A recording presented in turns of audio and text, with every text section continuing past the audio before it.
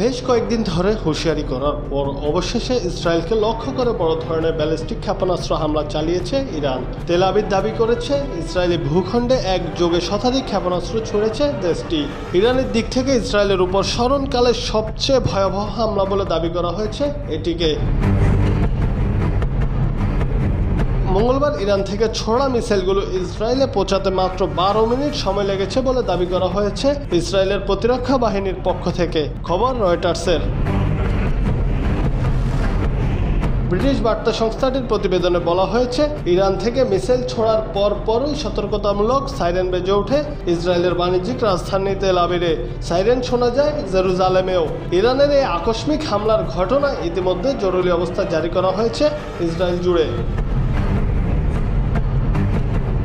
Israeli প্রতিরক্ষা বাহিনী এক্সে দেওয়া এক পোস্টে জানিয়েছে, সব ইসরায়েলিকে নিরাপদ আশ্রয় সরিয়ে নেওয়া হয়েছে। জুনায়েদ আহমেদ, বাংলা টিভি।